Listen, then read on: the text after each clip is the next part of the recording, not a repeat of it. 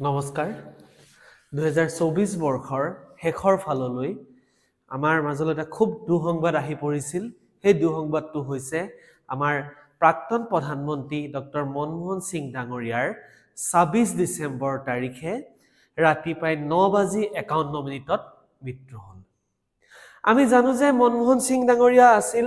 জৱাহৰলাল নেহৰুৰ পিছত প্ৰথম গৰাকী প্ৰধানমন্ত্ৰী যি একেলেঠাৰিয়াকৈ দুবাৰকৈ প্ৰধানমন্ত্ৰী হৈছিল আৰু তেওঁ আছিল শিখসকলৰ পৰা হোৱা প্ৰথমজন প্ৰধানমন্ত্ৰী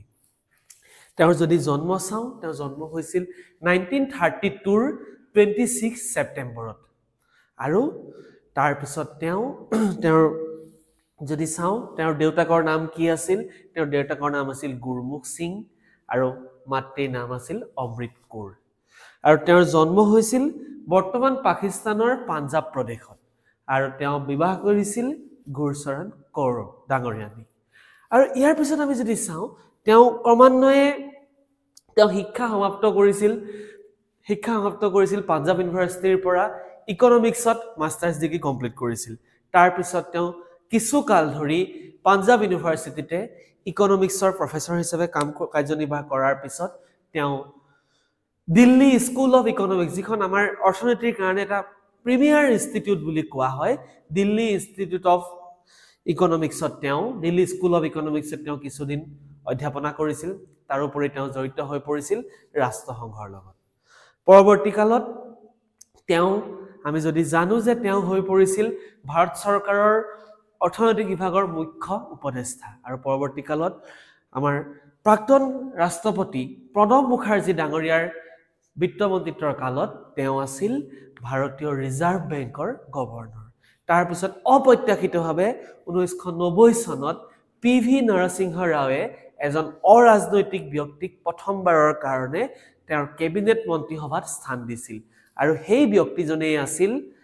ডক্টৰ মনমোহন সিং আৰু তেওঁ বিত্ত বিভাগৰ দায়িত্ব লৈ তেওঁ কেইবাটাও সংস্কাৰ সাধন কৰিছিল বিশেষকৈ এলপিজি লিবাৰাইজেশ্যন গ্লোবেলাইজেশ্যন এণ্ড প্ৰাইভেটাইজেশ্যন আৰু ভাৰতীয় অৰ্থনৈতিক সংকটযুক্ত পৰিস্থিতিৰ পৰা ডক্টৰ মনমোহন সিং ডাঙৰীয়াই বৰ্তমান যি সুস্থিৰ ৰাজনীতি বা সুস্থিৰ যি অৰ্থনৈতিক অৱস্থা সেই ৰাজনৈতিক অৱস্থা সৃষ্টি কৰিছিল 1991 চনত ডক্টৰ মনমোহন সিং ডাঙৰীয়াই ইয়াৰ পৰৱৰ্তী কালত আমি যদি চাও তেওঁ দুবাৰকৈ 2004 চনৰ পৰা 2009 চনলৈ আৰু 2009 চনৰ পৰা 2014 চনলৈকে তেওঁ আছিল ভাৰতৰ ত্ৰয়োদশজন প্ৰধানমন্ত্ৰী ইয়াৰ উপৰি তেওঁ ফাইনেন্স মিনিষ্ট্ৰীত আছিলে তাৰ উপৰি তেওঁ আটাইতকৈ ভাল কথাটো হ'ল যে তেওঁ লোকসভা নহয় তেওঁ ৰাজ্যসভাৰ পৰা তেওঁ সাংসদ হিচাপে নিৰ্বাচিত হৈছিল আৰু যেটো সময়ত তেওঁ প্ৰধানমন্ত্ৰী হৈ আছিল সেই সময়ছোৱাত তেওঁ অসমৰ পৰা ৰাজ্যসভাক প্ৰতিনিধিত্ব কৰি তেওঁ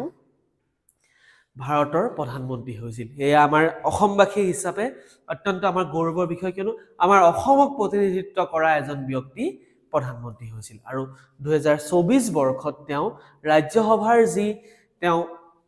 সাংসদ পদত আছিলে সেই সাংসদ পদৰ পৰা তেওঁ অৱসৰ গ্ৰহণ কৰিছিল আৰু অৱসৰ গ্ৰহণ কৰি তেওঁ এক ৰাজনৈতিক জীৱন ত্যাগ কৰি তেওঁ ঘৰুৱাভাৱে জীৱন নিৰ্বাহ কৰিছিল আৰু কালি ৰাতি অৰ্থাৎ 26 ডিসেম্বৰৰ ৰাতি তেওঁ সংকটজনক অৱস্থাত দিল্লী স্থিত এইমছত তেওঁ ভৰ্তি কৰোৱা হয় আৰু সেই এইমছতে ৰাতি 9:51 সময়ত এইগৰাকী মহান ৰাজনীতিবিদ তথা মহান মনীষীৰ মৃত্যু হৈছিল আৰু এইগৰাকী মহান ৰাজনীতিবিদ বা ভাৰতৰ অৰ্থনীতিৰ যদি পিতৃপুৰুষ বুলিও কোৱা হয় এইজন ব্যক্তিৰ মৃত্যুত উইজাৰ্ডৰ ফালৰ পৰাও আমি তেওঁলৈ যাচিছো একাজলি শ্ৰদ্ধাঞ্জলি ধন্যবাদ